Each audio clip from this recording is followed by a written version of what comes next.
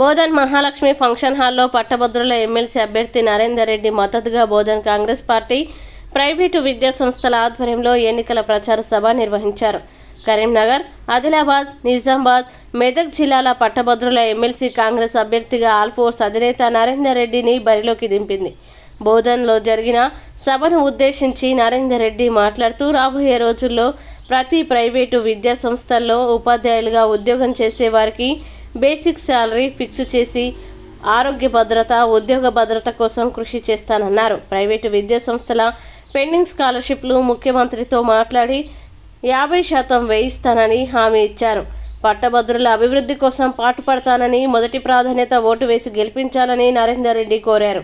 ఈ కార్యక్రమంలో Urdu academy chairman Tahir bin Hamdan, గ్రంథాలయ చైర్మన్ రాజ్ రెడ్డి, ట్రస్మా జిల్లా అధ్యక్షులు కొడాలి కిషోర్, కాంగ్రెస్ నాయకులు గంగాశంకర్, శరత్ రెడ్డి, దాము తదితరులు పాల్గొన్నారు.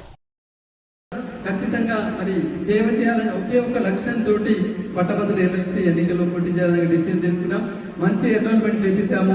ఖచ్చితంగా కాంగ్రెస్ పార్టీ నాకే మరి వారి యొక్క అభ్యర్థిత్వాన్ని ప్రకటిస్తారు అనే ఒక పాజిటివ్ ఇంటెన్షన్తో అడుగుపెట్టి ఉన్నాను. నాకంటే గొప్పగా మరి రకరకాల ప్రలోభాలతో అధిష్టానం దగ్గరికి వెళ్ళారు.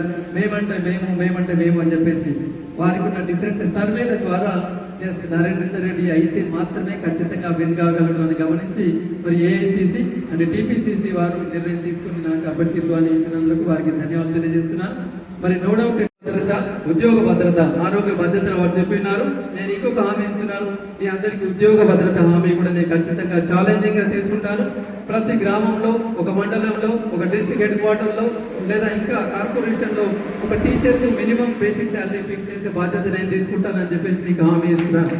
ఖచ్చితంగా మీ అందరికీ నేను తోడుగా ఉంటాను. ఖచ్చితంగా ఒక సంక్షేమ నిధి ఏర్పాటు చేసే పేద ఉపాధ్యాయులకు ఎక్కడ ఏ సమస్య ఉన్నా నరేందర్ అన్న, మా అన్న ఉన్నాడు అని చెప్పేసి మీరు ఒక కాల్ నాకు చేస్తే ఖచ్చితంగా మీకు చేదోడు వాదుడుగా ఉంటారు. ఇవాళ అన్నింటికీ సంఘాలు ఉన్నాయి, అందరికీ మంచి చెడు హెల్ప్ చేసే వాళ్ళు ఉన్నారు.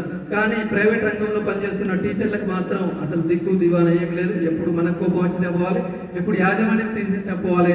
మనం ఎవరు చెప్పుకోవాలన్న పరిస్థితిలో ఉన్నాం. మీకు ఈ రోజు నుంచి నేను మీకు అభయం ఇస్తున్నాను. ఈ నరేందర్ అన్న నిజంగానే మీకు ఒక సోదరుడి లాగా ఉంటాడు, మీ కష్ట సుఖాల్లో పాలు పంచుకుంటాడని చెప్పేసి సందర్భంగా మీకు 100% హామీ ఇస్తున్నాను.